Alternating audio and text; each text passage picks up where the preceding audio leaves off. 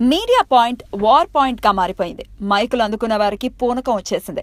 ఆవేశాలు హద్దులు దాటాయి.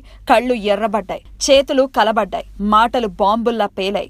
తోసేసుకున్నారు, మైకులు లాగేసుకున్నారు. ఇంకేముంది, అక్కడ వ్యవహారం రెజ్లింగ్ పోటీ నడుస్తున్నట్లుగానే అయిపోయింది. అక్కడే ఉన్న సెక్యూరిటీతో పాటు టీవీల్లో చూస్తున్న జనం కూడా అవాక్కైపోయారు. అసెంబ్లీలో ఒకరిపై ఒకరు దుమ్మెత్తి పోసుకునే వైసీపీ, టీడీపీ మహిళా ఎమ్మెల్యేలు మీడియా పాయింట్ దగ్గర కూడా రచ్చ రచ్చ చేశారు. మైకులు లాక్కునేందుకు పోటీ పడ్డారు. అధికార ప్రతిపక్ష మహిళా ఎమ్మెల్యేలు ఒకేసారి మీడియాతో మాట్లాడేందుకు ప్రయత్నించడంతో ఉద్రిక్తత చోటు చేసుకుంది. ఇరు వర్గాలు తోపులాటలకు దిగడమే కాకుండా నోటికి పని చెప్పడంతో తీవ్ర వాగ్వాదం జరిగింది.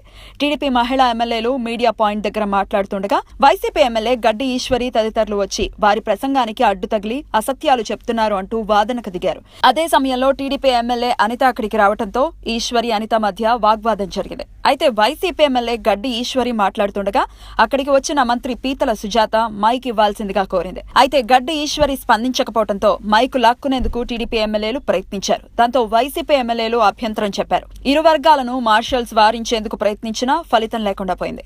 సభలోనే కాకుండా బయట కూడా తమను మాట్లాడకుండా అడ్డుకుంటున్నారని వైసీపీ ఎమ్మెల్యే గడ్డి ఈశ్వరి ఆవేదన వ్యక్తం చేశారు. ప్రభుత్వం కండబలంతో తమపై దాడులకు పాల్పడుతోందని ఆరోపించారు. అయితే వైసీపీ మహిళా ఎమ్మెల్యేలు దౌర్జన్యానికి పాల్పడుతున్నారు అంటూ మంత్రి పీతల సుజాత ఆరోపించారు. సభను అడ్డుకుంటున్న వైసీపీ ఎమ్మెల్యేలు బయట కూడా అరాచకం సృష్టిస్తున్నారు అన్నారు. మహిళలను అడ్డం పెట్టుకుని జగన్ నాటకాలు ఆడుతున్నారని అనిత మండిపడ్డారు. మొత్తానికి ఏపీ కొత్త అసెంబ్లీ దగ్గర మహిళా ఎమ్మెల్యేలు రచ్చ రచ్చ చేశారు. గతంలో ఎన్నడూ జరగని విధంగా మీడియా పాయింట్ దగ్గర ప్రవర్తించి కొత్త సాంప్రదాయానికి తెరతీశారు.